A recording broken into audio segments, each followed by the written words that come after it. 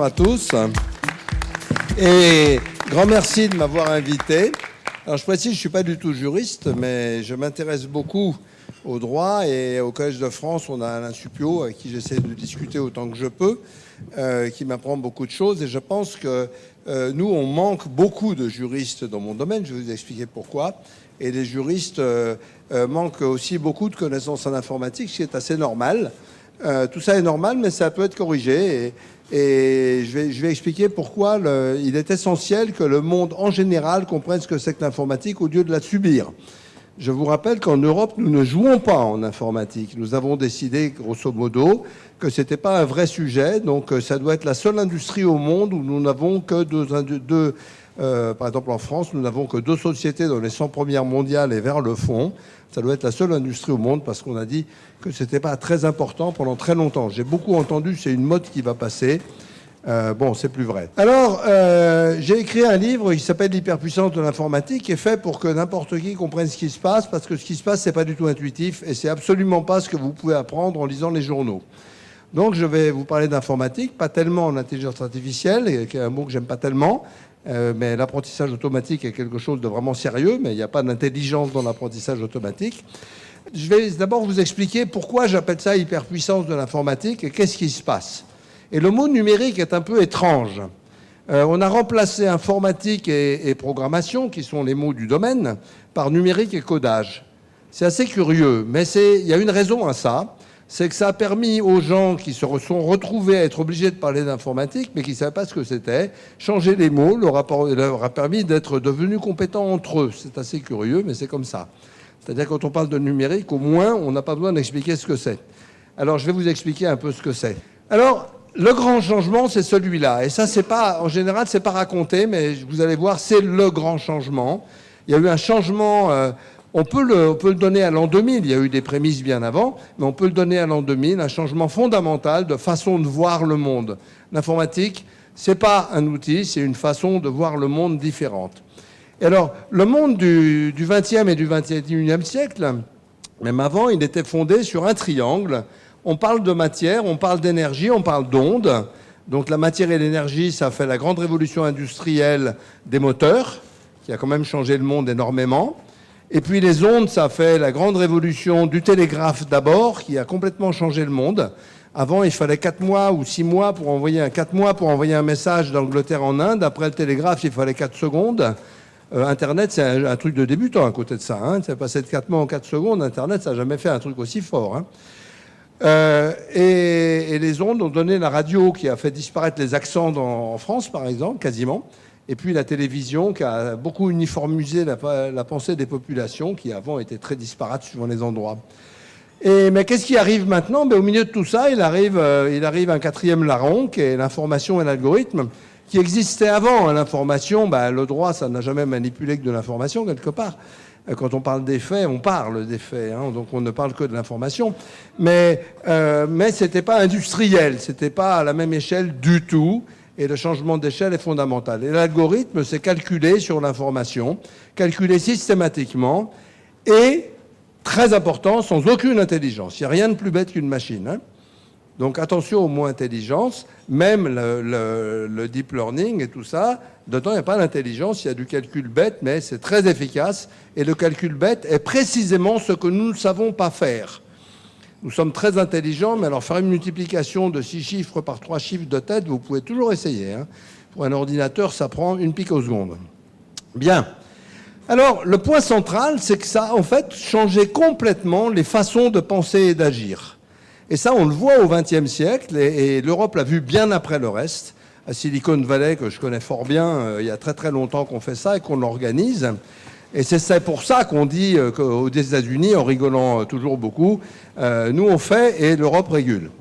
C'est une phrase extrêmement connue aux États-Unis, qui régule aussi d'ailleurs maintenant en imitant l'Europe après. Mais nous, on n'arrive pas à faire en imitant les États-Unis. On n'y est jamais arrivé en informatique. C'est un vrai problème. Bon, alors l'outil informatique, vous oubliez ce mot pour toujours. Ceux qui font l'outil informatique sont ceux qui subissent l'informatique, qui sont fort nombreux. Et il suffit de savoir s'en servir un peu, qui est une doctrine encore très répandue. C'est le meilleur moyen de rester esclave des États-Unis et de l'Asie. C'est très efficace. Donc non, il faut comprendre ce que ça veut dire et pas seulement s'en servir, et ce que ça veut dire n'est pas du tout intuitif. Alors on va le voir. Alors la première chose qui est très différente de la matière et de l'énergie et tout ça, c'est qu'il y a une seule notion d'information. C'est la même partout. En énergie, c'est pas tout à fait vrai. Quand vous allumez du gaz, quand vous voulez faire des réseaux de gaz ou des réseaux d'électricité, c'est vraiment pas du tout pareil. Hein. En informatique, il n'y a qu'une seule sorte d'information, et les réseaux d'information, c'est les mêmes pour tout le monde. Donc, que ce soit en physique, en neurologie, en histoire, en droit, c'est la même chose. Il y a une seule notion d'algorithme. Les algorithmes sont d'ailleurs les mêmes. Quand vous regardez le traitement d'image ou faire voler un avion ou faire de la musique, c'est les mêmes algorithmes quasiment. C'est très très proche. Et il y a surtout une machine universelle. Ça, c'est vraiment unique dans l'histoire. L'ordinateur, chaque ordinateur est une machine universelle. Si vous regardez le programmateur de votre machine à laver ou le supercalculateur qui fait la météo, c'est la même machine. Il y en a une qui va plus vite que l'autre, c'est tout, et qui est plus chère.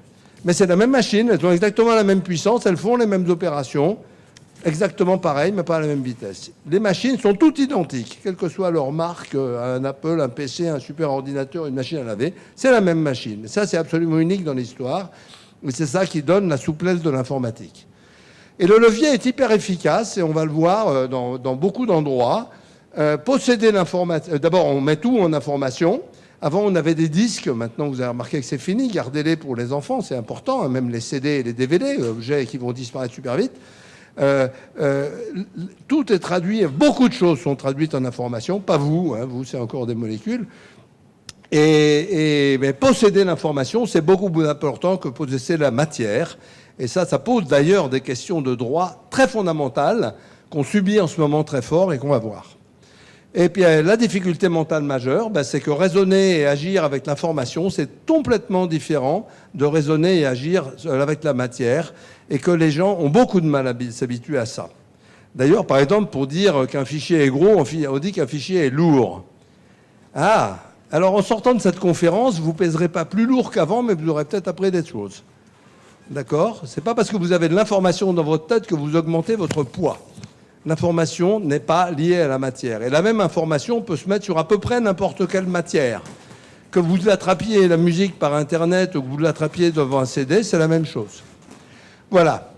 Donc, comprendre l'essence de l'informatique et pas seulement son usage, c'est absolument fondamental pour tout ce qui se passe maintenant. Et ceux qui la font le comprennent. On va revenir à ça. Alors l'informatique, c'est fondé sur 4 piliers. En fait, les données.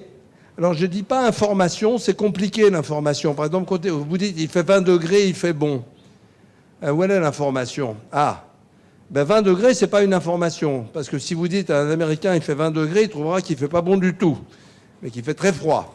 D'accord ? Donc c'est de les donner dans un contexte qui permet d'extraire l'information de les données. Ça, c'est compliqué, je n'insisterai pas trop. Les algorithmes, moyens de calcul, les intellectuels, c'est des moyens intellectuels, c'est des maths fondamentalement. Les programmes, il y a une grosse confusion. Les gens disent c'est l'algorithme qui calcule. Non, c'est pas l'algorithme qui calcule, c'est un programme. Et un programme, c'est un texte très très précis qui va être exécuté par une machine et qui n'est pas du tout la même chose qu'un algorithme. On peut parfaitement avoir un programme faux pour un algorithme juste. C'est d'ailleurs très répandu. Et c'est pas du tout le pareil. Et les machines. Donc les machines qui elles-mêmes sont fabriquées avec des algorithmes et des programmes. La taille des machines actuelles est monstrueuse et un ordinateur actuel, un circuit actuel, est de très loin la machine la plus compliquée fabriquée par l'homme. Mais de très loin. C'est beaucoup plus compliqué qu'un avion, ces choses-là. Un avion, c'est compliqué. Et alors, il y a les interfaces et les interactions avec nous et avec les objets. Donc, un truc, il faut vous habituer tout de suite. Les objets sont déjà majoritaires sur Internet et ils le deviendront beaucoup plus. Le jeu de la 5G en téléphonie, vous savez ce que c'est, la spécification fondamentale de la 5G, c'est connecter 1 million d'objets par kilomètre carré. Donc, les humains sont très très vite dépassés. Mais il y a déjà plus d'objets que d'hommes sur Internet. Pas forcément toujours pour des bonnes raisons, mais ça sera des bonnes raisons dans l'avenir.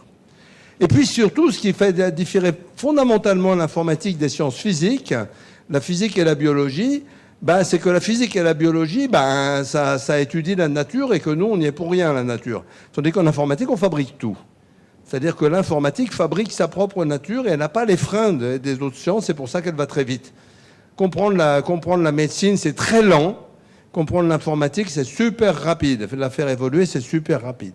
C'est-à-dire qu'on dit encore nouvelle technologie. Il faut quand même se rappeler que l'informatique, ça date d'avant l'ADN, d'avant la découverte de la structure de l'ADN, dont on n'a jamais dit que la biologie moléculaire était une nouvelle technologie.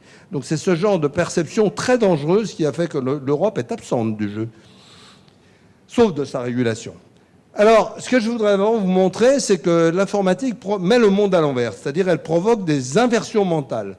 Alors, je ne vais pas insister sur celle des enfants, ce que je fais souvent. Les enfants ne voient pas du tout le monde comme nous. Par exemple, il y a j'en ai deux très jolis. Un enfant de 4 ans, c'est des vrais, hein, un enfant de 4 ans qui va chez son grand-père, c'était déjà il y a 10 ans, et qui voit un téléphone qui va dans le mur et qui demande à son grand-père « Pourquoi tu as mis un antivol ?» Ce qui est une façon intéressante de parler. Et une petite fille de 10 ans qui donne une phrase qui résume tout pour moi. C'est « Maman, quand tu m'as dit que quand tu avais ton âge, tu n'avais pas d'ordinateur, alors comment est-ce que tu faisais pour aller sur Internet ?» Et cette phrase est particulièrement pertinente parce que ce qu'elle exprime, c'est que pour elle, la nature s'est formée de les cailloux, le chat, la montagne, la mer, Internet, les ordinateurs. Il n'y a pas de différence fondamentale. Pour les adultes, ce n'est pas du tout vrai. D'où un gap très fondamental de vision du monde qui va disparaître quand les petits seront grands. C'est déjà en train de se faire. Et la deuxième chose, c'est en couplant informatique et physique, et parce qu'on parle toujours d'informatique dans le monde humain, mais l'informatique va être principalement dans le monde physique, dans le monde de tous les jours, puisque je vous ai parlé des objets. On peut faire des choses qu'on ne peut pas faire en physique, et ça illustre bien la puissance, et on va le voir aussi dans des tas d'autres domaines de la société. Alors, un exemple très très simple, c'est une photographie. Donc une photographie argentique prise dans une belle cathédrale, qui est en France pour le coup. C'est comme ça. Pourquoi ? Parce qu'il n'y a pas de recul. Et les lois de la physique font que les lignes droites passant à travers un objectif grand angle deviennent courbes. Bon, on s'habitue, mais c'est quand même moyen. Et ça, c'était, en photo argentique, ça s'arrêtait là.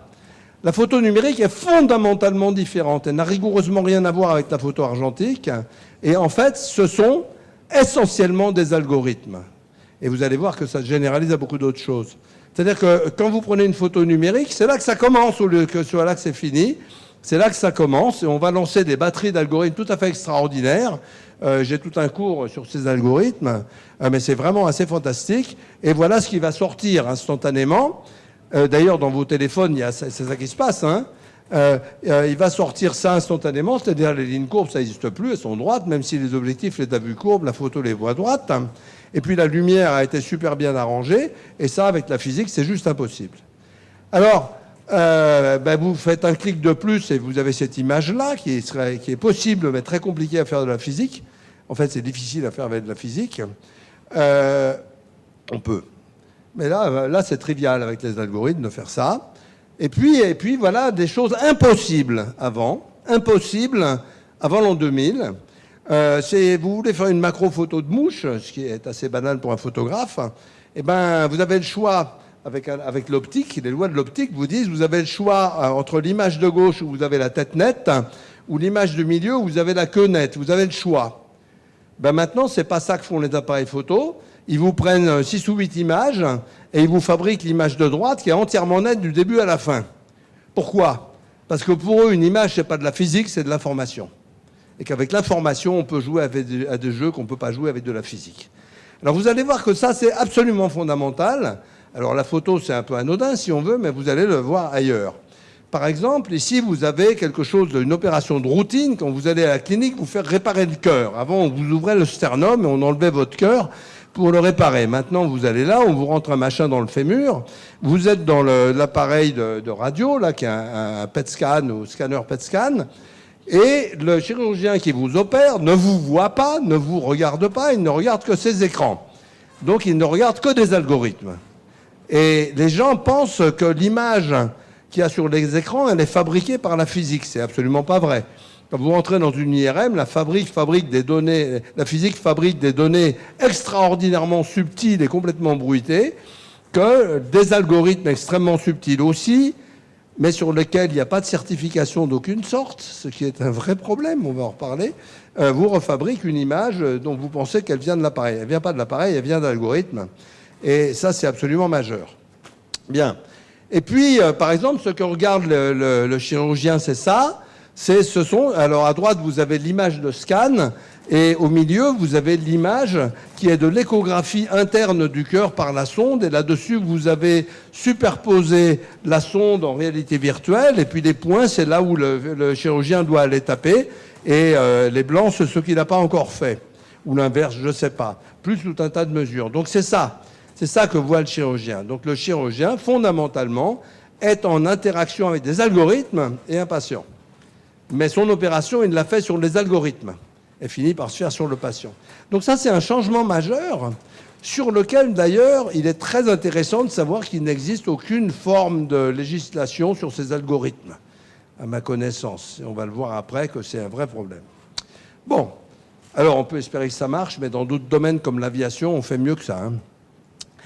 Alors, la fusion d'images en médecine, par exemple, vous voyez, maintenant, vous avez plein d'appareils de médecine très précieux, donc vous pouvez faire par exemple les 5 images médicales qui sont au-dessus avec 5 appareils différents. Et avant, un médecin, il regardait 5 images. Maintenant, il ne regarde plus qu'une seule image 3D, celle qui est là en bas à droite par exemple. Et dans cette image, il y a une tumeur, ça c'est grave. Alors un des boulots très très pénibles des médecins, c'était de calculer son volume à la main. Ça prenait des heures. Maintenant, vous faites retour chariot et le volume est calculé automatiquement parce que pour un algorithme, c'est pas spécialement dur. Faire les images, c'est dur, mais pas calculer les volumes. Donc tout ça encore, c'est infaisable. Alors c'est vraiment important, moi je parle du monde physique parce que justement, il va y avoir un vrai problème de droit à l'intérieur, on va le voir après. Donc voilà des appareils qui sont maintenant de plus en plus informatisés. Les robots Curiosity, les robots qu'on envoie sur Mars ou Philae qui se posent sur Tchouri, il n'y a jamais personne qui a dit « mais comment il est arrivé jusque là-bas ?» Vous croyez qu'il est arrivé jusque là-bas par hasard? Non, non, c'est parce qu'il y a une informatique fantastique pour l'amener là-bas. Et les télescopes, alors les astronomes, ils exagèrent. Les prochains télescopes, c'est plutôt 1 km² d'antenne qu'ils sont en train de faire, ça va fournir par jour autant de données qu'il n'y en a dans le web à l'heure actuelle. Par jour.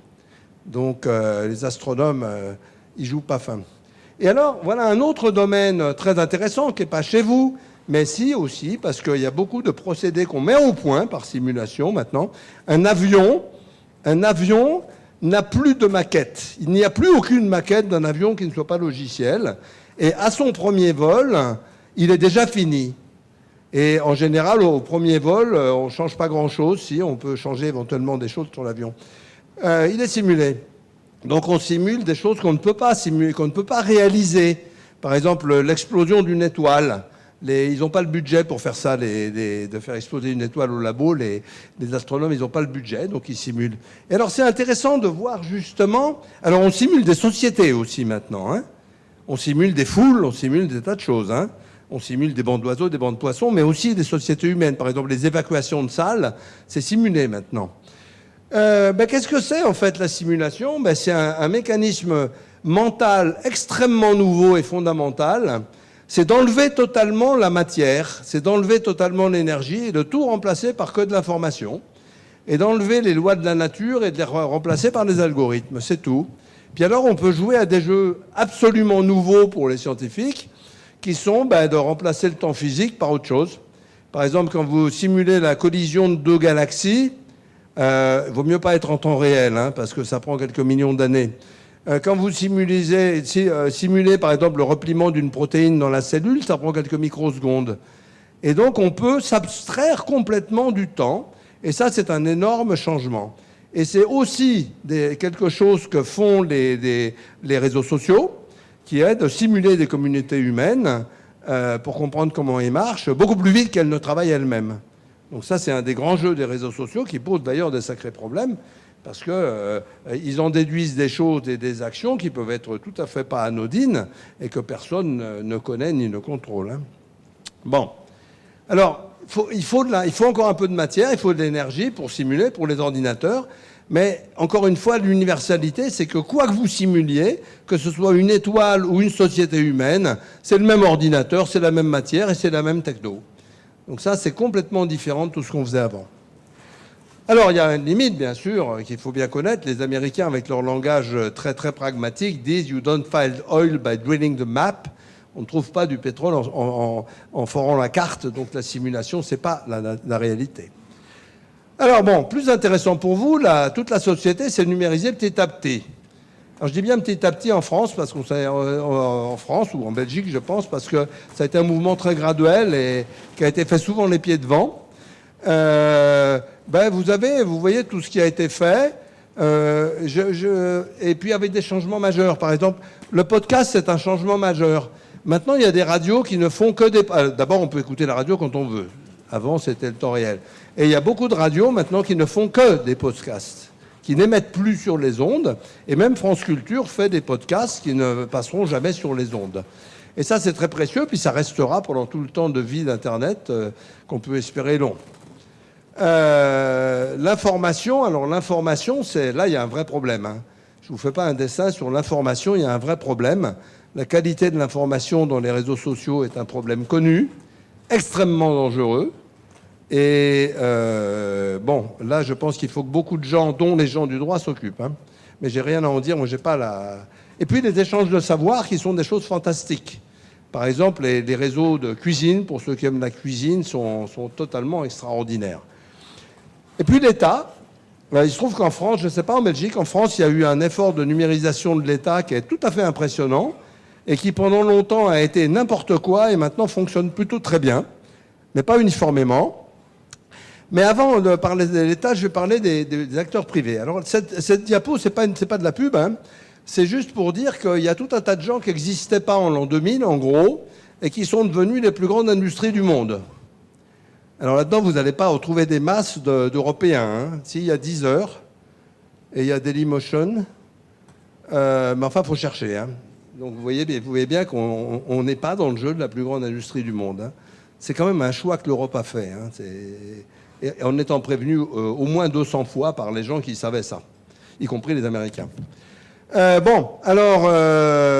Toutes ces sociétés sont intéressantes parce qu'elles marchent toutes sur le même principe. Toutes.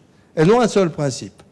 Et elles sont complètement imprégnées de la pensée informatique. Elles ne font pas du tout les choses comme les précédentes. Mais alors, pas du tout. Et c'est pour ça qu'elles ont enlevé les précédentes. Puis, il y a un phénomène très dangereux dont le droit doit s'occuper. C'est le phénomène winner take all. C'est qu'une fois qu'une société, dans beaucoup de domaines, pas tous, une fois qu'une société a été créée, il n'y en aura pas d'autres.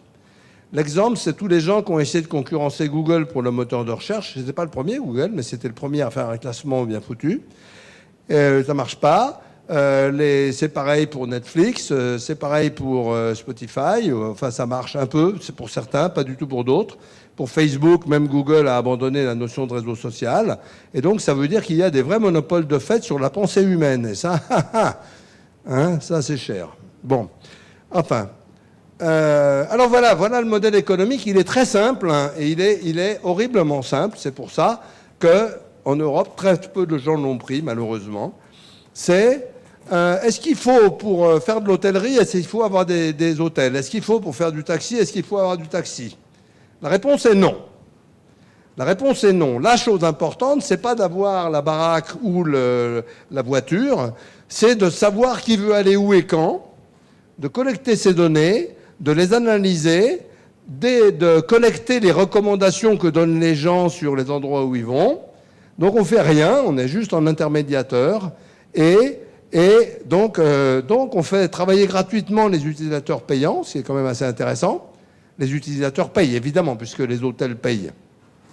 Donc c'est avoir l'information, c'est beaucoup plus important que d'avoir l'hôtel. Et en plus, c'est des gens qui vous la donnent, qui travaillent. Donc ça, c'est un modèle vraiment classe, si je puis dire.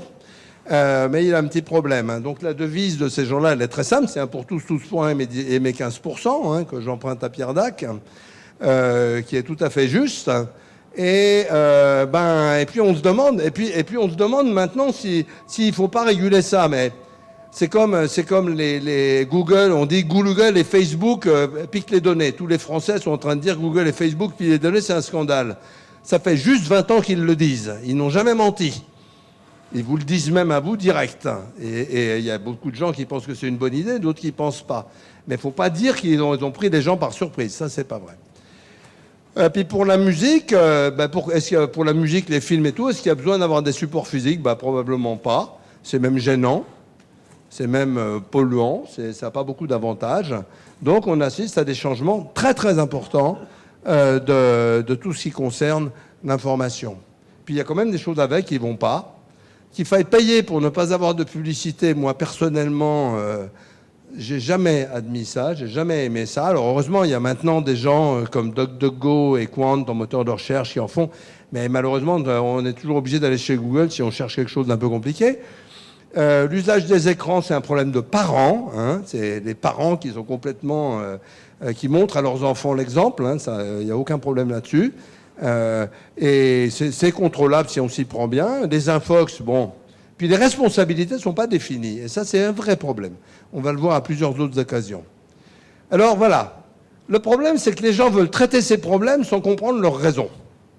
Et ça, on le voit beaucoup, en particulier chez les politiques. Ne cherchons pas à comprendre, mais cherchons les solutions. Ça ne marchera jamais. Jamais. Donc, un message pour les gens du droit, c'est il faut vraiment chercher à comprendre. Et c'est faisable. Et c'est faisable. C'est faisable de comprendre, mais si on ne cherche pas à comprendre, on sera toujours en retard de 2 métros ou 3. Et c'est un peu ce qui se passe chez nous en ce moment. Hein. Et ça coûte très cher socialement aussi. Mais il y a aussi des choses assez fantastiques comme Wikipédia, qui est complètement incroyable. Je veux dire, toutes les encyclopédies ont arrêté en disant que ça n'avait pas de sens. Marmiton en cuisine, la cartographie qui est quand même quelque chose de tout à fait extraordinaire. Couchsurfing, c'est quelque chose d'assez nouveau et vraiment intéressant.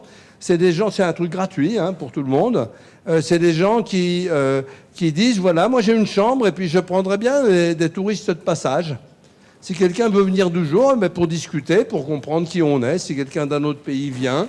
Eh bien, il y a des millions de gens qui se servent de couchsurfing et c'est des choses très intéressantes qui marchent pas mal, qui sont non commerciales. Le crowdfunding, vous connaissez, je suppose. Et puis, il y a les acteurs non commerciaux sont devenus vraiment extrêmement importants, ce qui est beaucoup plus dur pour la matière. Hein. Le logiciel libre, vous savez, les logiciels libres, ce sont des créations monstrueuses. Linux, c'est 20 000 personnes qui collaborent. C'est gigantesque, ça n'a jamais existé avant, des trucs de 20 000 personnes à égalité. Internet Archive, c'est des sites qui se font volontairement pour avoir l'histoire du web dans le futur, des traces, des archives. Donc ça fait quand même 330 milliards de pages, 2 millions de livres, 10 millions de textes. C'est déjà plus gros que la bibliothèque du Congrès aux États-Unis. Software Heritage en France, c'est la mémoire du logiciel, qui est une des grandes créations humaines. Donc pour l'instant, il y a 4,5 milliards de fichiers pour 83 millions de projets logiciels. Qui savait qu'il y avait eu 83 millions de projets logiciels et que c'est un petit pourcentage de ce qui est fait en vrai. Voilà. Et ça aussi, ça fait une culture mondiale qui est importante. Donc l'informatique, il ne faut pas du tout appliquer les raisonnements d'avant. C'est d'autres raisonnements qu'on peut prendre ou qu'on peut apprendre. En France, les services publics, il y a des trucs remarquablement bien faits. Alors, les data.gouv.fr, donc les données de l'État sont publiques et plutôt bien accessibles. Alors, c'est variable sur les données. Les sites du gouvernement, les sites d'infos sont devenus très bons. Les e-France, par exemple, moi, je m'en sers. Je ne suis pas du tout juriste. Campagnol FR, c'est un site intéressant pour que les petites mairies puissent se faire des sites web bien foutus. Et ça marche très bien. Et puis, il y a encore énormément de sites mal faits. Les cartes grises, on ne peut pas acheter une voiture en France. Il y en a pour 4 mois pour avoir la carte grise parce que le système est complètement pourri et gravissime, mais c'est une honte absolue. La Poste, il y a des trucs très jolis, mais je n'ai pas le temps de vous les montrer. Et puis pour les auto-entrepreneurs, il y a 3 sites mal foutus qui se renvoient la balle, c'est vraiment très pénible. Bon, peut mieux faire. Et puis il y a un gros problème, le défenseur des droits s'en occupe beaucoup en ce moment, il y a quand même une forte proportion de la population, qui est de l'ordre du quart, qui n'a pas envie de se servir d'Internet. Et donc, il faut garder les deux systèmes en parallèle, et ça, c'est très compliqué.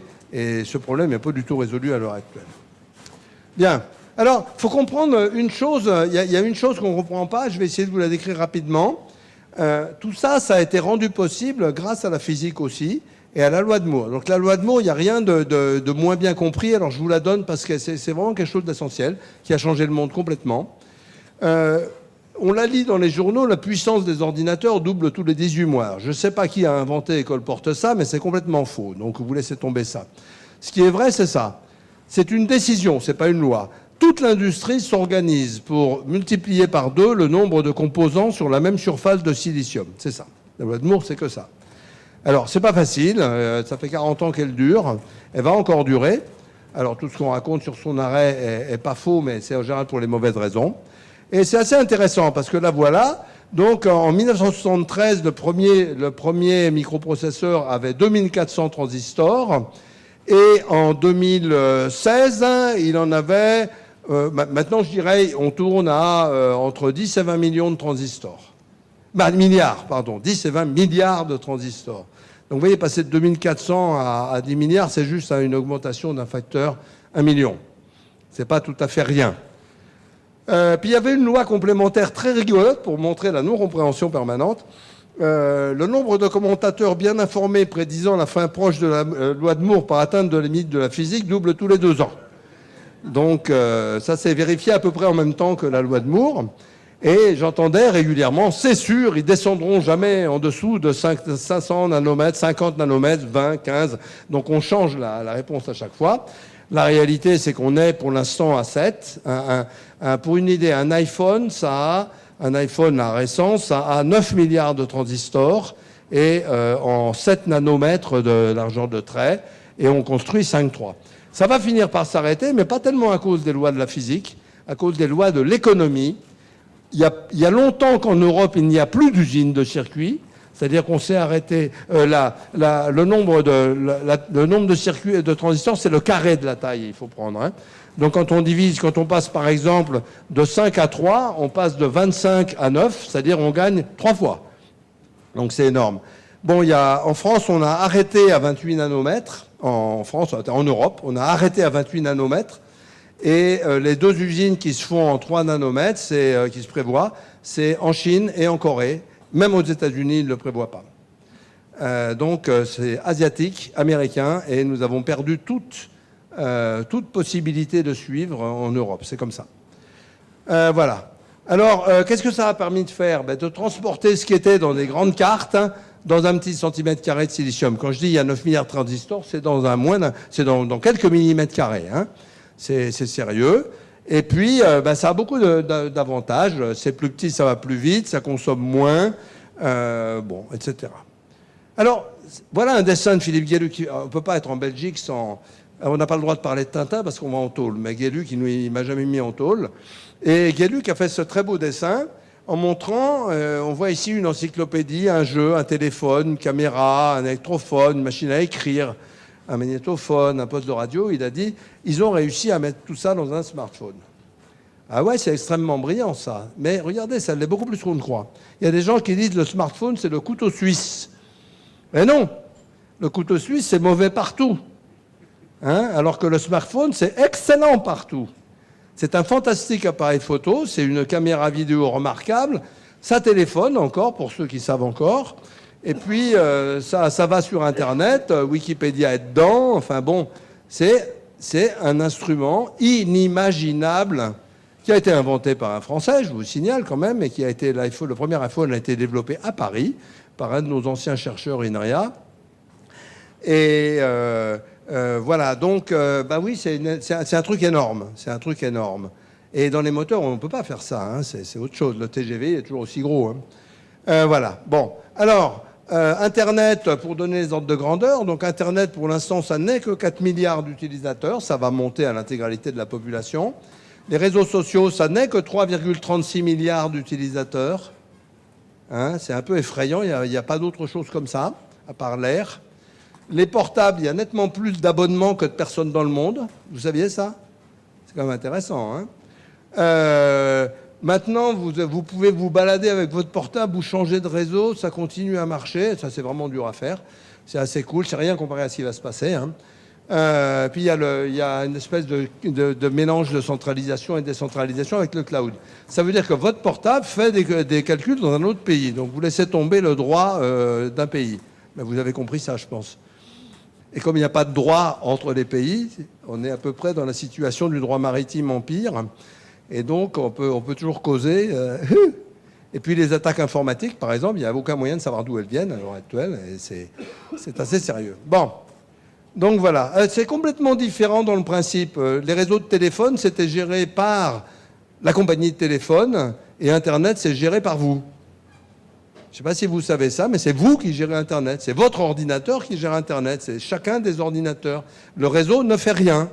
Il fait que de transporter l'information, mais toute la gestion de l'appel, de la connexion et tout, c'est vous.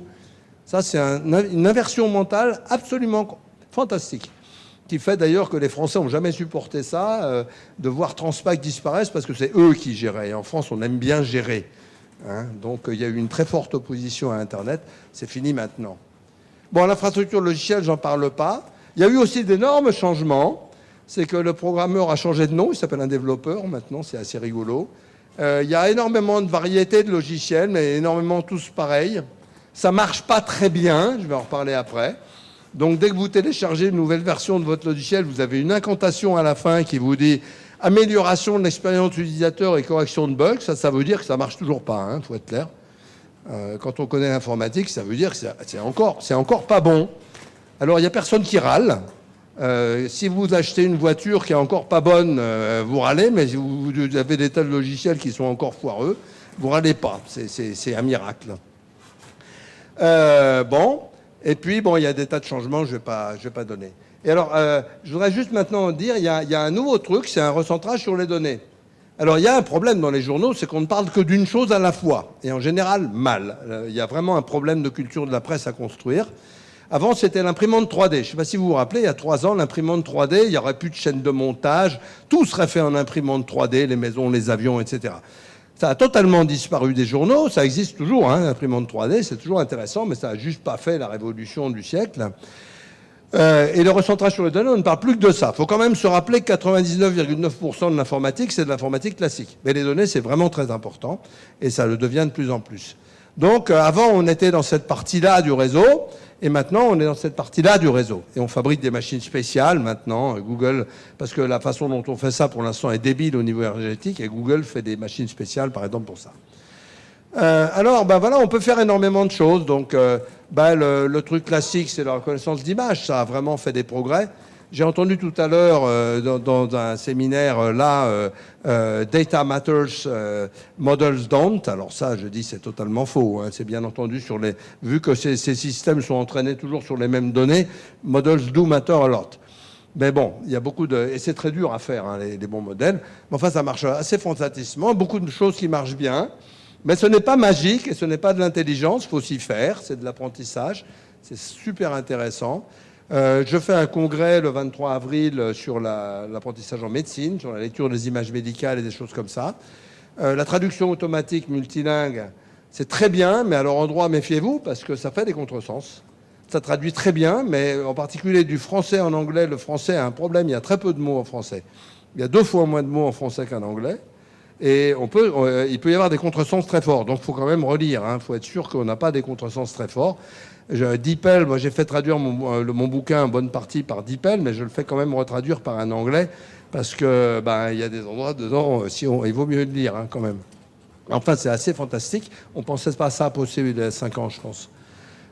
L'étude de comportement, ça, c'est vraiment un sujet sur lequel il faut que vous bossiez. L'analyse des comportements des gens et l'exploitation de ça, c'est un truc vraiment dangereux. Alors, il ne faut pas croire que ça marche toujours. Et il y a des charlots. Il y a beaucoup de charlots dans le domaine. Alors, je vous en dis, on voit là des biens. Il y a 2 jumelles à l'ADN extrêmement identiques, selon un prof de Yale. Et il faut analyser leur ADN par 5 sociétés pour voir les origines. Alors, des fois, ils trouvent la même chose, mais des fois pas du tout, suivant les choses. Et alors, entre les 5, là, c'est vraiment pas du tout pareil. Donc, il y a un très joli papier là-dessus. C'est pas parce que vous achetez un truc sur Internet que ça va. Il va y avoir de gros problèmes en médecine qui sont déjà connus. C'est les médecins vont voir arriver des gens qui ont fait faire leur diagnostic sur Internet, dans des boîtes pas forcément fiables. Et ils vont dire « je ne suis pas d'accord avec le diagnostic ». Et il y a de fortes chances que ça se passe mal pour le médecin. Donc, il y a des problèmes sérieux de responsabilité et de compréhension à attaquer maintenant, parce que ça va être en place très vite. Ça l'est déjà un peu d'ailleurs. Bon, voilà. Donc, l'étape d'après, c'est l'Internet des objets. Donc, j'ai parlé d'énormément d'objets. Alors, attention, hein, c'est pas ce qu'on raconte dans les journaux. L'Internet des objets, c'est les objets du XXe siècle. C'est pas les assistants, les machins, les trucs qui vous causent, les frigidaires connectés. Ce qui est en Europe, aux États-Unis, où on bouffe en allant le chercher dans le frigidaire, ça a peut-être de l'intérêt, mais en Europe, où on fait la cuisine, je sais pas qui achètera un frigidaire qui fait la liste de courses pour lui. Bon, voilà, c'est les anciens objets. Et ça va faire qu'il va y avoir des changements de responsabilité absolument massifs. C'est-à-dire que vos objets vont faire des trucs que vous ne savez pas. Et ben, faut s'en occuper avant que tout soit en place et qu'on puisse plus rien faire sur le sujet. Les voitures automatiques, c'est connu. Alors voilà la voiture que j'ai achetée en sortant de l'école Polypicnic, comme disait mon fils. Ça, c'était une voiture du XXe siècle. Vous voyez, il y a 4 roues, 2 phares, des sièges. Celle du XXIe, à part la forme qui a un peu changé, elle est pareille de l'extérieur, mais alors de l'intérieur, pas du tout. Il y a entre 30 et 100 ordinateurs dans une voiture, et il y a à peu près 100 millions de lignes de programme dans une voiture, qui sont faites sans aucun contrôle. Il n'existe aucune forme de certification des logiciels, et dans la voiture, je vais vous le montrer après, ça marche vraiment pas si bien que ça. Et il y a eu beaucoup de problèmes qui sont soigneusement pas connus de la population d'ailleurs, mais il y a vraiment beaucoup de problèmes, je vais en parler après. Et puis alors quand on va passer aux voitures autonomes, au moins aux États-Unis, ça va être un peu plus compliqué. Mais je ne suis pas sûr qu'il y aura des voitures autonomes, il y aura des autobus autonomes. Les voitures, c'est pas évident. 2 enjeux majeurs qui concernent le droit de façon absolument majeure. On ne parle que... Là, je ne parle pas de ce que l'informatique peut faire pour vous, je parle de ce que vous pouvez faire pour les consommateurs de l'informatique. La première, c'est les bugs. Donc la sûreté, est-ce que ça marche? Et là, la réponse est moyenne, pour beaucoup de choses. Mais comme les utilisateurs râlent pas, c'est bien, il n'y a pas de problème. Et la sécurité, qui est un problème majeur. Alors, la sûreté, souvent, les logiciels sont moyennement faits. Alors, c'est pas toujours vrai, hein, mais ils sont moyennement faits. Les avions, c'est quand même vraiment très bien. L'histoire de Boeing, on va la regarder de près. Moi, j'ai beaucoup travaillé sur l'informatique des avions. Un gros problème, par exemple, je vais vous montrer dans la voiture, de très gros problèmes. La domotique, alors là, pour l'instant, c'est vraiment foireux, faut être clair. Les voitures, c'est très bien. Plus vous les payez cher, plus elles sont faciles à ouvrir. Et si vous mettez une alarme dedans, alors là, c'est vraiment très facile à ouvrir et à partir avec. C'est à tel point que BMW, Audi et Mercedes vous disent maintenant, vous avez une carte de crédit et quand vous approchez de votre voiture, elle ouvre la porte, elle chauffe le siège et elle vous met le moteur en marche. Donc ça, c'est cool.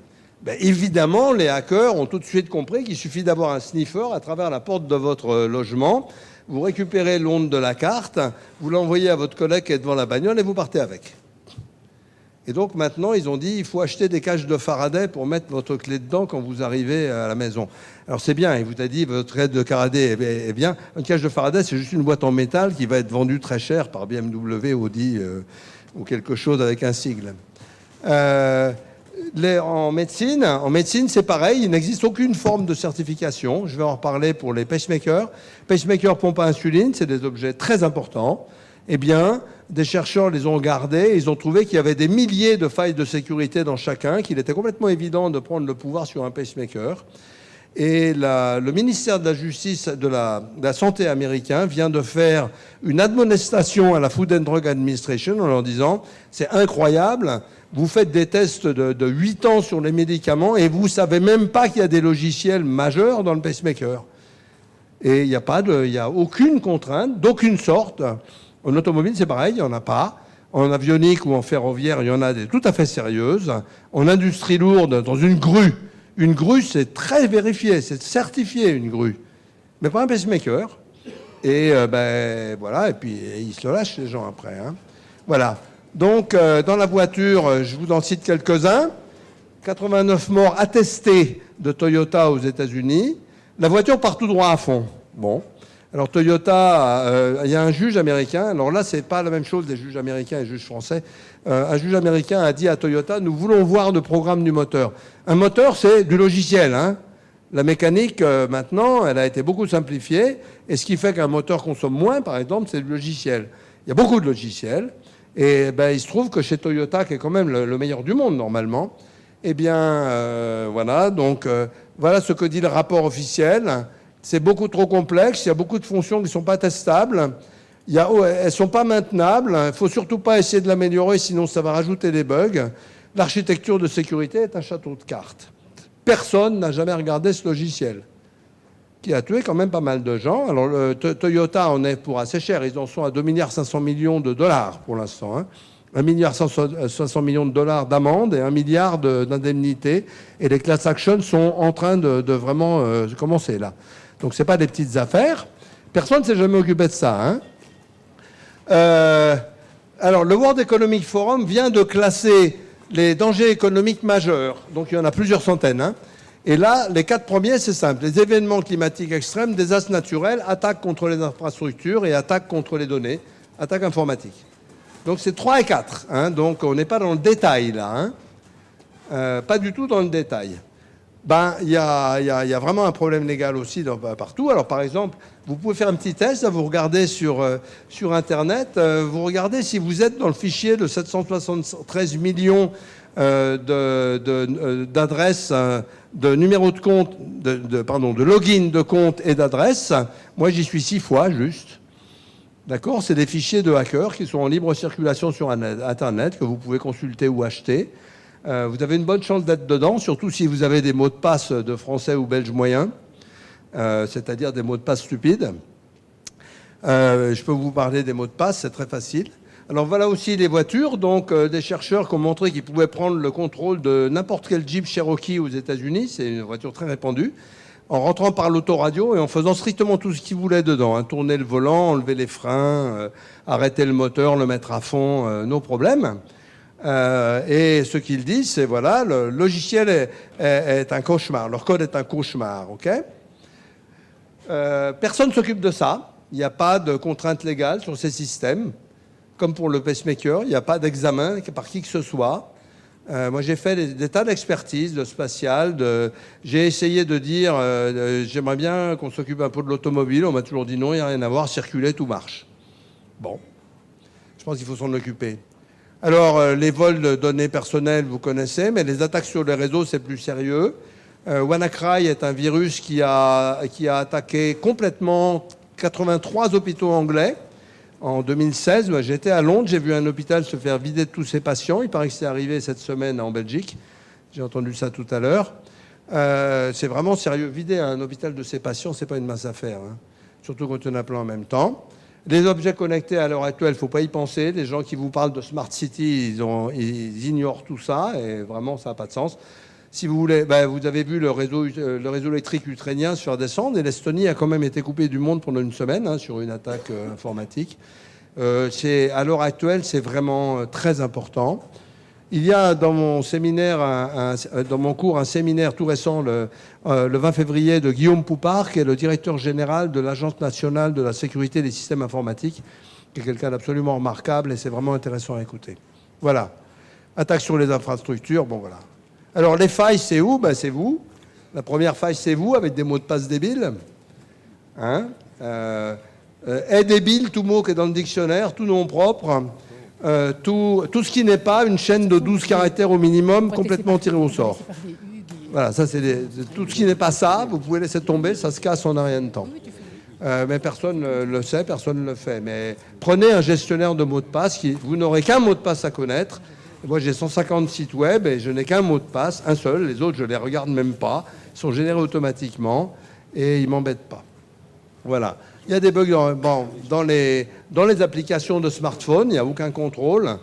Vous avez probablement 10 applications en même temps qui transmettent beaucoup de données sur vous, quoi que vous fassiez, tout le temps. Tout le temps. Hein, et c'est pas joyeux, ça. Sur Android en particulier, là, c'est sauvage. Là, tout est ouvert, là. Il y a beaucoup de failles. Si vous pensez qu'HTTPS, c'est sûr, il y a 250 corrections par an à peu près. Hein, donc on va peut-être améliorer ça, d'ailleurs. La science peut faire beaucoup là-dessus. Voilà. En médecine, j'en ai parlé, hein, les hôpitaux, etc. Rien n'est fait. Et là, je pense qu'il faut que le système légal s'occupe d'un problème qui devient massif. Massif. Hein, et ben, pour qu'il s'en occupe, il faut qu'il cherche à comprendre. Hein. Voilà, conclusion, l'hyperpuissance, c'est pas un vain mot. Ça fait des choses fantastiques. Ça a les inconvénients de la même taille. Hein. C'est assez normal, c'est vrai pour tout. Les moyens de mal faire sont connus, les moyens de bien faire aussi, mais on ne les emploie pas tant qu'on n'est pas forcé. Dans les avions, ils sont vraiment sérieux, dans les voitures, non. Et ils n'ont pas besoin, personne ne leur demande. Donc eux, ils sont dirigés par les coûts. Ouais, ça coûte 1 franc, 1 euro de plus par bagnole, on ne fait pas. C'est simple, hein. La voiture, c'est simple. Voilà. Les problèmes de sécurité et de sûreté vont vraiment être extrêmement limitants. Et si personne ne demande, n'exige qu'ils soient traités, ils ne le seront pas. Ça, c'est très très simple. Et là, le système légal, c'est le seul capable de faire ça. Gouvernemental et légal, il ne faut pas compter sur l'industrie pour faire ça. Peut-être qu'à peu... Ah oui, il y a aussi des gens qui me disent, moi, à la Commission européenne, à Bruxelles, j'ai fait un exposé, et une dame m'a dit, mais moi, j'ai aucun problème de sécurité, j'ai un Mac. Bon, alors pour vous rassurer, si vous avez un Mac, un Linux, un Windows, c'est pareil. Et je peux vous expliquer pourquoi. Mais Apple est beaucoup plus sérieux avec le traitement des données, en revanche. Voilà. Oui, merci. Merci, professeur. Merci, professeur, pour votre exposé. Je rappelle que l'intitulé de votre exposé, c'était « Comment l'informatique met le monde à l'envers », mais je pense que vous avez mis l'auditoire à l'envers. Donc voilà, merci. C'est fait pour. On va passer la parole à Hugues Bersini, qui va être votre discutant. Voilà. Oui, merci Gérard. Merci, professeur. Alors, comme on m'a demandé de te questionner un petit peu, moi je vais réagir, je connaissais pas, enfin je connais pas mal de tes travaux, mais je connaissais pas ton exposé, donc il y a quelques points qui m'ont un peu interpellé. Je voulais peut-être parfois, et on va faire vite, quelques clarifications.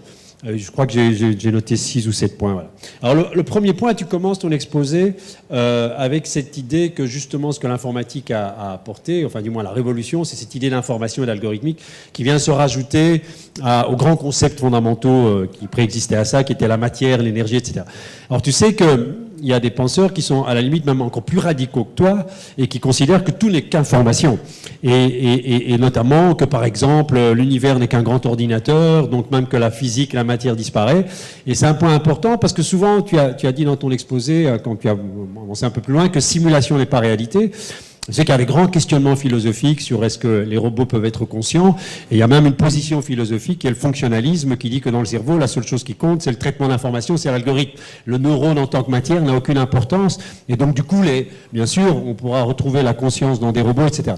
Donc, et il y a des philosophes qui vont très loin, parce qu'en disant que la matière, finalement, ça ne compte pas. Et alors, comment tu te positionnes par là ? Tu as l'air d'être en contre-pied de cela.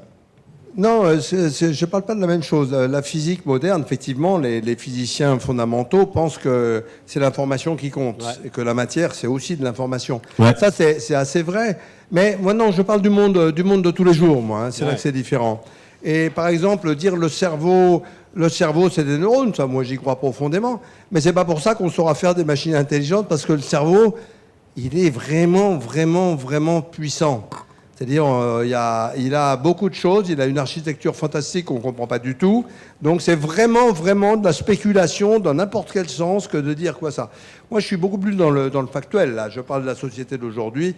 Donc, cette question-là, quand je vois Elon Musk, je me dis, Elon Musk, il est juste ignare, c'est tout. Il dit ce qu'il a envie de dire. Ben, ça se vend. Ah! Alors, la vérité et le fait que ça se vende, je ne sais pas si vous pensez que ça a déjà été relié. Moi, je ne pense pas. D'accord ? Donc, je ne crois pas du tout à ça. C'est tout à fait possible que le cerveau ne soit qu'un traiteur d'informations, mais dans cette phrase, il n'y a aucun contenu exploitable. Donc, moi, je trouve que les gens qui font de l'apprentissage automatique et qui fabriquent la traduction des langues ou la reconnaissance de la parole, ça m'intéresse plus. Donc, la question philosophique, je n'en parle pas, quelque part. Bien compris. Voilà. Mais je ne crois pas du tout les gens qui en parlent, je pense qu'ils babassent. Okay. Il y a un autre point là où tu m'as surpris, c'est je vois bien qu'il n'y a qu'une notion, enfin tu disais, il y a une notion d'information, c'est la même partout, et ça je suis d'accord, en tant qu'informaticien, on peut tout ramener à des 1 et des 0, mais quand tu disais qu'il n'y a qu'un algorithme et que c'est le même, alors là j'étais plus surpris par cette position. Non, c'est pas qu'un algorithme, il y a beaucoup d'algorithmes. Ouais. Mais pourquoi tu disais ça? Mais ils sont très indépendants de l'endroit où on les applique. Par exemple, quand on a à trier des choses, ben, on s'en fout des choses qu'on a à trier, c'est les mêmes algorithmes. Oui. C'est-à-dire, il y a quand même, en pratique, il y a quelques milliers d'algorithmes, il y a quelques dizaines de principes algorithmiques, mais le domaine d'application ne change rien. C'est-à-dire, moi par exemple, j'ai fait un langage qui originalement était fait pour contrôler, mettons, des voitures ou des avions. Il se trouve qu'il sert à faire des protocoles réseau en informatique et qui sert aux compositeurs de musique à faire de la musique. C'est pas complètement évident que faire de la musique et faire voler un avion, c'est pratiquement la même chose. Ben, la réponse est oui, c'est pratiquement la même chose, du point de vue informatique, pas du point de vue matériel. Donc voilà, c'est ça. Il y a des familles d'algorithmes. Il y a les familles, c'est ça. Mais effectivement, l'algorithmique, il n'y a pas un algorithme, il y en a beaucoup. Ok, d'accord. Mais la pensée algorithmique ne change absolument pas suivant l'endroit où on l'applique, c'est pareil. Ok, d'accord, j'ai compris. Mais c'est pour ça que je pose des questions pour clarifier. Hein. Tu as raison de poser cette question. Ok. Ah, il y a un moment où tu étais un tout petit peu... Enfin, moi, tu sais, je fais de l'intelligence artificielle depuis longtemps, l'expression ne te plaît pas, et tu t'es un peu dédié. Alors moi, je te retrouverais sur un peu l'évolution aujourd'hui de l'intelligence artificielle. Je trouve que le machine learning, etc., c'est pas exactement ce qu'on appellerait intelligent. Mais en revanche, par exemple, des choses comme Deep Blue, c'est-à-dire les algorithmes Max, est-ce que c'est quand même pas voisin d'une forme d'intelligence humaine? Donc de là à ne pas les appeler intelligence artificielle, parce qu'on raisonne un peu comme un min-max quand on joue aux échecs nous-mêmes. Et tu vas pas considérer que les joueurs d'échecs sont pas intelligents. Moi, je pense justement que là, il y a une vraie question intéressante. Par exemple, AlphaGo 0 gagne au Go et aux échecs, en battant tous les programmes précédents. Deep Blue ne joue même plus, en ne connaissant que les règles. Ouais. Et c'est assez intéressant. Ça veut dire que nous utilisons notre intelligence pour jouer à un jeu où c'est complètement idiot d'utiliser notre intelligence. C'est pas la bonne méthode, c'est ça que ça dit. Ça veut dire que Deep Blue fait des millions de parties contre lui-même, sans la moindre intelligence. Ah si, il y a de l'intelligence dans les gens qui ont conçu Deep Blue. Pas Deep Blue, mais AlphaGo 0. Ceux-là sont pas bêtes. Hein. Mais quelque part, leur création, une fois faite, elle leur échappe. Hein.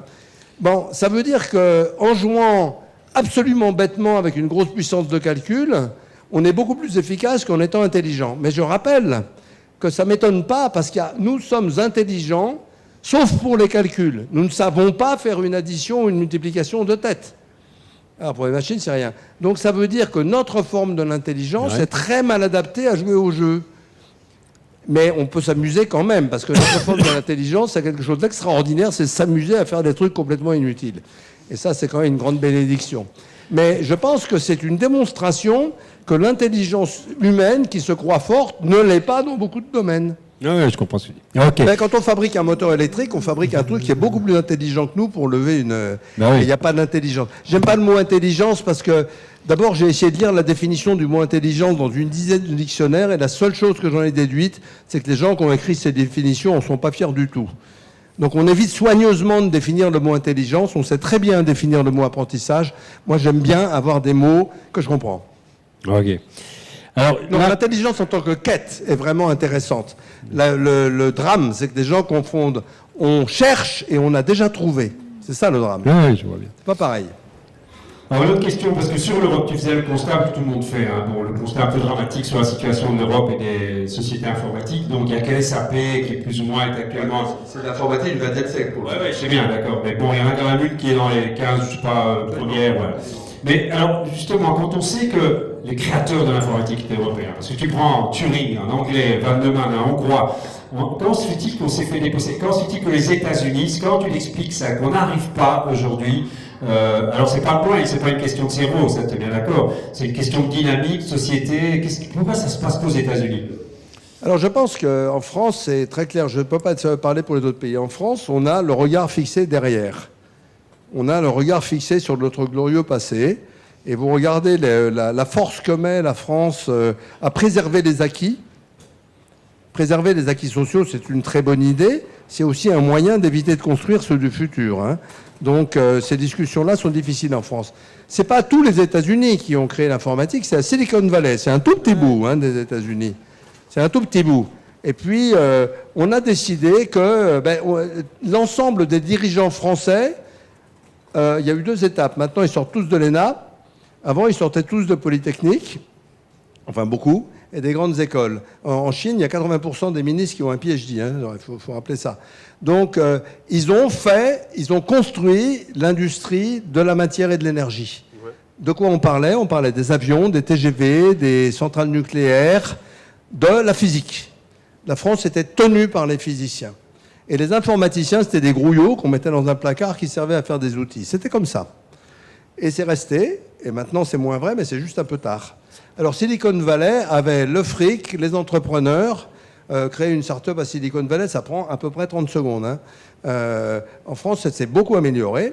Et puis, en Europe, il y avait une scission dans beaucoup de pays entre l'industrie et la recherche. Donc, oui, c'est même pire que ça. Toutes les machines qui font les circuits, toutes les machines qu'il y a dans les usines qui fabriquent les circuits, qui, elles, sont en Asie, les machines sont européennes. Ouais, le plus grand, c'est ASML, entreprise hollandaise. Mais on ne les utilise pas. Alors, j'avais aussi une question, parce qu'il y a un point là, tu disais sur l'histoire des données. Là. Tu disais, on ne devrait pas être surpris, parce qu'on sait depuis toujours que Google, Facebook, etc., nous prennent les données, etc. Mais si, quand même. Là, je te rejoins, parce que même si on ne devrait pas être surpris, on peut quand même l'être un tout petit peu dans la mesure où ces outils n'étaient pas censés fonctionner pour cela, pour capturer les données. Puisque Google peut fonctionner sans capturer les données et Facebook pourrait fonctionner sans capturer les données. Donc le fait qu'on n'ait pas réagi à temps, c'est parce qu'au départ, leur business model ou la manière dont ils se vendaient, c'était pas on vous pique les données pour vous envoyer de la publicité à longueur de temps. Si, bien sûr, dès le début. Oui, non, mais d'accord, mais c'était pas annoncé comme ça. Ils n'ont jamais dit, Google n'a pas dit, écoutez, notre manière de fonctionner, c'est de vous voler les données pour les vendre à un annonceur. Ils ne les volent pas. Enfin, genre, ils les prennent avec votre consentement. Mais d'accord. Mais attends, moi, je connais des fondateurs de Google, bien sûr que si, ils disaient ça. Ils ont dit ça depuis le début. Non, mais quand tu utilisais Google la première fois, tu pouvais ne pas réaliser que ça fonctionnait comme ça, parce qu'il n'y a aucune raison dans la compréhension de Google de comprendre que ça fonctionne comme ça. Ni Facebook. C'est un réseau social. Ça a été expliqué très très vite. En France, nous, on a essayé de l'expliquer très très vite, alors sans aucun écho. Ah oui. C'est tout. Donc, non, mais tu ne crois pas qu'il y a quelque chose de fondamental du fait qu'on ne le comprend pas parce qu'il n'y a aucune raison dans le fonctionnement d'un moteur de recherche de savoir qu'il a besoin de prendre toutes tes données pour t'envoyer de la pub. La grande pollution, ça a été le modèle du gratuit. Ah ouais, les gens, et ça c'était très malin de leur part, ils ont habitué les gens au gratuit, qui est évidemment pas gratuit. Alors, c'était déjà vrai pour la publicité dans les murs de Paris, mais je vous refais remarquer qu'il n'y a plus de publicité dans les murs de Paris. Hein. Ça a été supprimé. Donc, on a habitué les gens au gratuit. Donc, maintenant, quand un truc coûte 1 euro, les gens y râlent. Mais ils payent beaucoup plus que ça à Google, puisque Google est une des entreprises les plus riches du monde qui ne vend que des trucs gratuits. Il y a quand même un petit problème. Ça, on a essayé de l'expliquer beaucoup, nous. Hein. Alors, il y a un slogan qui est sorti après qui le résume bien. Hein. Si c'est gratuit, c'est vous le produit, qui est un slogan parfaitement exact. Mais l'écho a été nul, et l'écho est devenu très fort quand ces entreprises sont devenues les plus riches du monde. Et ça a été très vite. Avant, je pense que les gens pensaient que Apple et Google, c'était des petites boîtes, qu'ils n'avaient pas fait le changement mental de Apple, ça fait des Apple II dans un garage. C'est juste la boîte la plus riche du monde. Et ça, je pense qu'on s'en est aperçu que récemment en Europe. Parce qu'on ne parle pas de la richesse de l'industrie, ce qui est le sujet numéro 1 aux États-Unis. Les retraites ne viennent pas des fonds de pension. Aux États-Unis, la richesse d'une société, c'est le truc dont on discute. En France, c'est le truc caca. Hein, bon, ça change aussi, mais doucement. Voilà. Donc, la perception a été très lente parce que, d'abord, les gens s'habituent au gratuit, mais alors, c'est extraordinairement efficace. Et ils ne se déshabituent pas. Vous regardez, ils ne se déshabituent pas vraiment. Alors, ça bouge, mais tout doucement. Et puis, le problème, c'est winner take all, c'est-à-dire que Google a les moyens. Vous savez, pour faire le moteur de recherche de Google, ça se compte en millions, les ordinateurs. Donc, pour concurrencer Google, il faut commencer par acheter énormément d'ordinateurs. Ça coûte la peau des fesses, et presque personne ne le fait. Ou alors, il faut faire des trucs plus efficaces. DuckDuckGo, c'est vraiment intéressant comme modèle. Mais après, on trouve plus de trucs chez Google. Donc, il y a un effet d'accélération très fort. Facebook... On ne va pas expliquer à un gamin qu'il faut avoir un autre réseau social que Facebook. Ça ne marchera pas. Les gamins, on ne les convainc pas. Donc, c'est tout. Donc, le winner take all, ça, ils l'ont installé très vite et ils le savaient. Il le savait. C'était complètement efficace et tout garanti. Il parlait que de ça, Silicon Valley. Moi, je connais très bien le fondateur du premier moteur de recherche. Il savait ce qu'il faisait. Hein. Les gamins, maintenant, ils sont beaucoup sur WhatsApp et machin. Je crois que même Facebook est en train de tomber, d'après mes gamins. Facebook, c'est déjà un peu has-been pour leur génération. Enfin, bon, ça va pas la... Oui, mais c'est des trucs rachetés par Facebook, oui, c'est ça. Ah ouais, c'est pareil. Un truc que je voulais te demander aussi, que tu faisais, c'était un point de ton exposé, tu as raconté l'importance maintenant des données. Moi, en intelligence artificielle, qui me chagrine, si tu veux, dans cette émergence des données, c'est un peu la disparition de l'explicitation de la connaissance humaine. C'est-à-dire qu'en fait, elle est dans les données, mais on n'a plus besoin de l'expliciter, tu vois, c'est ce qui se passe en traduction, c'est ce qui se passe en reconnaissance de la parole. Ça ne te choque pas, toi, que les données véhiculent une compétence, une expertise humaine, mais on n'a plus besoin de la mettre dans les programmes. Elle émerge de ces mécanismes d'apprentissage. Alors, moi, je trouve ça absolument merveilleux. J'adore quand on fabrique des machins qu'on ne comprend pas. On a fait ça avec des instruments de musique, ça a fait des belles choses. Hein. Je crois que personne ne comprenait la physique du violon jusqu'il y a quelques années. Ça n'a pas empêché qu'il y ait des compositeurs de violon. Et donc, on est dans une période fantastique pour la science. Il y a deux choses fantastiques en ce moment. C'est ça, et on ne sait pas comment ces systèmes marchent. Ouais. On ne sait pas comment ces systèmes marchent. Ben, par exemple, au Collège de France, il y a Stéphane Malat, qui est un des très grands de traitement du signal, un très grand mathématicien, dont le boulot, c'est d'essayer de comprendre comment ça marche. Et au niveau de challenge scientifique, c'est vraiment du haut de gamme. Le deep learning, par exemple. Oui, c'est tout à fait, oui, il bosse là-dessus. C'est tout à fait du haut de gamme. Donc ça, c'est super. Et l'autre, c'est la fin de la loi de Moore, ou le rétrécissement de la loi de Moore, qui va enfin permettre d'essayer de chercher autre chose. Donc les gens disent, oui, mais on va bientôt atteindre la taille de l'atome. Vous savez peut-être pas, mais il y a très longtemps qu'on sait faire des transistors à 1 atome. Et il y a des gens qui pensent qu'on peut faire mieux que ça. Donc, mais quand même, sur le fait de faire de la science sans explicitation des compétences humaines, il y a Chomsky, ça a beaucoup choqué Chomsky, et Chomsky disait, on est en train de faire de la science comme si on mettait des milliards de caméras, si tu veux, partout sur la planète, les caméras filment ce qui se passe dans le monde, puis on met ça dans un deep learner, et tu as toute la capacité prédictive des sciences, mais tu n'as absolument aucune compréhension, aucune explicitation. Donc tu as la prédiction sans la compréhension. Et donc Chomsky dit, il est navré de voir l'évolution de l'intelligence artificielle. Qu'est-ce que tu penses de ça? Eh ben, je pense que moi je trouve ça absolument. J'ai un exemple fantastique. J'ai un bouquin, c'est Martin Gardner qui avait fait ça, sur les théories de la mécanique au Moyen Âge. Donc c'est absolument merveilleux comme exemple.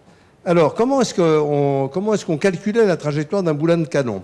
Ben, d'abord il avait un impétus, une quantité machin, c'est un impétus, c'est appelé ça un impétus, on ne sait pas ce que c'est, mais on est comme le deep learning, on ne sait pas ce que c'est, mais on le fait, et il part tout droit. À son impétus diminue, puis quand il n'a plus d'impétus, il fait un arc de cercle parfait et ensuite il tombe à la verticale. Ça, c'était le modèle mental du boulet de canon. La couverture du bouquin, c'est une couverture d'artiste qui dessine une magnifique parabole. D'accord? Ça veut dire que, heureusement qu'on sait faire les choses avant que la science les explique. Ouais. Enfin, pour le boulet de canon, on aurait pu s'en passer, mais ça veut dire que c'est très très fréquent qu'on fasse des choses sans savoir comment elle marche. Alors, je vais vous expliquer un exemple absolument classique. Je suppose que tout le monde sait faire du vélo dans la salle. Non? Ah, il y a des contre-exemples. Il y a un contre-exemple. Eh bien, on ne connaît pas la théorie du vélo. La théorie mécanique du vélo est toujours inconnue. Ça ne nous empêche pas d'en faire. Alors, j'ai un dernier point. Après... Donc, moi, je trouve ça merveilleux Dernière question. Parce que, voilà, sur ton dernier, parce que comme ça j'aurais couvert pas mal de ta présentation, il y a un point, bon, sur le pacemaker. Revenons sur le pacemaker, tu disais qu'en effet, aujourd'hui, les pacemakers deviennent intelligents, etc., mais ils deviennent surtout vulnérables parce que tout le monde peut s'y connecter, etc. Qu'est-ce qui fait qu'on les a pas sécurisés? C'est-à-dire que, est-ce qu'il faut inventer des nouveaux principes de sécurisation de ces systèmes-là, ou les principes classiques qu'on a mis par exemple pour les avions, etc., pourraient tout à fait s'adapter? Non, on n'y a pas pensé simplement, on l'a pas fait, on n'a pas compris la vulnérabilité, quoi. Ou il faut inventer des nouveaux principes sécuritaires? Non, il n'y a pas à inventer de nouveaux principes. Le sujet est dur parce que c'est très dur de faire de la sécurité sur pile. Ouais. Surtout quand on ne peut pas changer la pile. Bon, mais enfin, ça, c'est un problème technique. Ce qui fait, c'est que c'est un problème mental.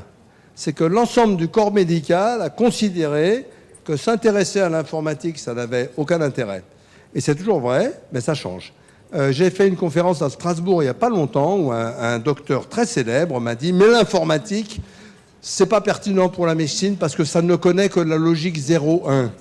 Alors que nous, on a des logiques beaucoup plus souples et on fait même des probabilités. » Alors je lui ai répondu, mais est-ce que vous savez que tous les algorithmes modernes sont des algorithmes probabilistes et que tous les projets de progrès de la logique moderne sont des conjonctions entre maths et informatique?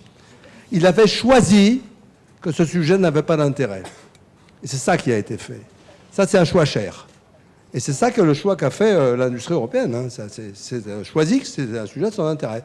Alors, c'est vrai que ça, à Silicon Valley ou chez Samsung ou au Japon... Pourtant, les avions, ils avaient fait attention, parce que c'était aussi de l'informatique, donc ils se sont... Les avions? Ouais.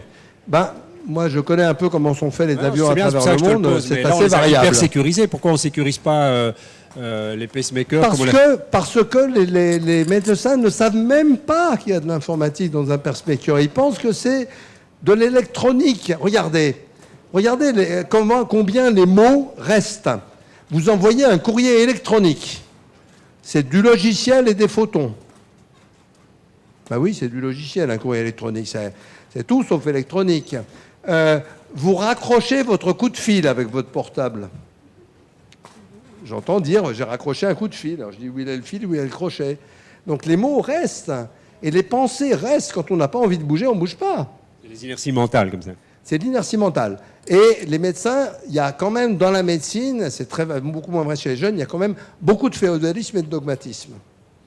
Donc, vous n'êtes pas intéressant, vous n'êtes pas médecin. Ça, c'est clair. C'est clair. Alors maintenant, la médecine et le droit, ça commence à aussi... ils sont très inquiets sur les questions de droit, les médecins, à l'heure actuelle. Comme je disais tout à l'heure, quelqu'un va aller les voir et dit le diagnostic est déjà fait sur Internet, faites-moi l'ordonnance. Alors la notion de responsabilité, on parle de responsabilité dans les bagnoles et tout ça, ça c'est loin d'arriver, mais chez les médecins c'est maintenant. Hein. C'est en train de se faire. Et donc la réaction qui peut arriver, c'est la démission des médecins, qui vont dire, moi désolé, je ne prends plus aucun risque. Et ça, pour la médecine, c'est vraiment pas une bonne idée. Donc c'est sérieux. Donc, ces problèmes-là sont vraiment sérieux, vraiment durs. Et je pense ils sont très pluridisciplinaires. Médecins, informaticiens, juristes. Et ils ne vont pas se régler tout seuls. Hein. Voilà, merci. Merci Gérard. Merci à vous. Oui. Voilà, j'appelle monsieur le bâtonnier Forge pour le mot de la fin. Et alors, moi, j'avais préparé une conclusion assez longue. Finalement, je crois que dire après ces propos? Je vais peut-être vous lire une phrase. On va retourner un peu au droit. L'avocat OID sera l'éclaireur du droit et de la justice sur la voie de la nécessaire maîtrise de la société technologique et numérique, où il ne sera pas. Je pense, professeur, que vous nous avez éclairés, vous avez retourné l'auditoire. Moi, vous m'avez en tout cas convaincu depuis longtemps. Et j'étais ravie de vous entendre, comme j'étais ravie d'entendre le professeur Bersini. Les juristes, on est une profession conservatrice, mais vous avez beaucoup parlé des médecins. Pour les avocats, on aura certainement la même problématique dans divers secteurs et on sera ravis de vous recevoir encore pour discuter de ça.